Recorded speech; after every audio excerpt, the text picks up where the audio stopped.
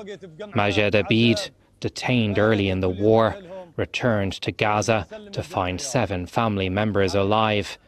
In a territory still coming to terms with what it's lost, he has more than most. Edmund Heafy, RTE News, Tel Aviv.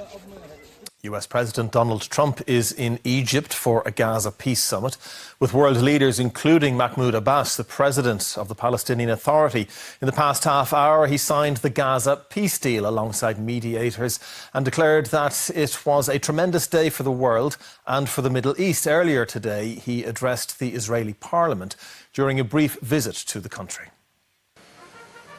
He arrived to a hero's welcome, touching down in an Israel revitalised by a day many thought would never come.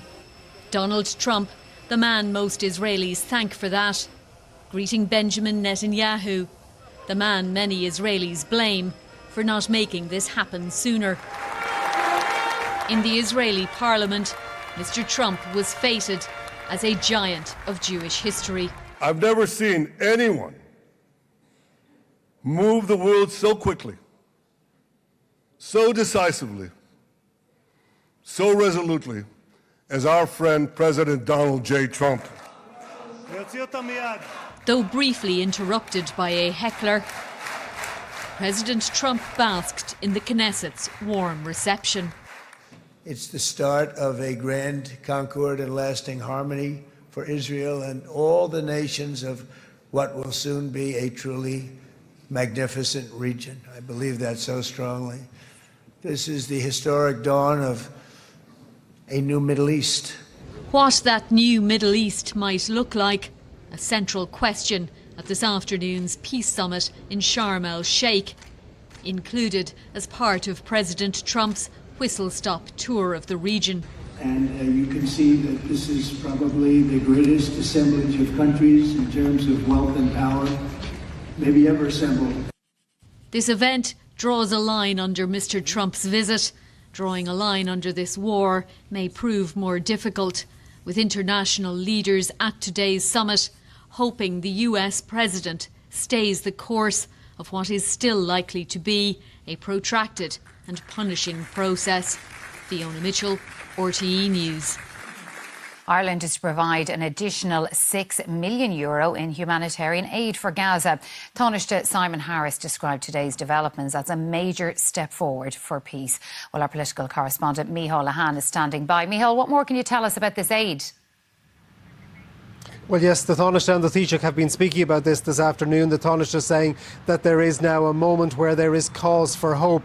And he said this aid will be distributed to a number of organisations, including UNICEF, the World Health Organisation and the World Food Programme. And it is about getting funding into Gaza so that starving children can be fed and trying to move that aid in as quickly as possible. He said Ireland has expertise when it comes to areas like logistics, and this could play a part here. The Taoiseach too talking about the hopes of today and saying he was moved by those scenes of the hostages being returned, saying there was never any justification for the taking of hostages. And he said too it was about getting huge amounts of humanitarian aid into Gaza. He also spoke about medical aid and medical equipment, and on that question he was asked if Ireland would be in a position or is thinking about taking more people and children from Gaza who have particular injuries that could be treated here, and this was his answer. We already are taking some children in particular from Gaza to our hospitals and to our health system in Ireland. We've taken quite a number already, but we would stand ready to do more along with European partners to make sure that particularly those in need of life-saving interventions or rehabilitation, that certainly we would play our part.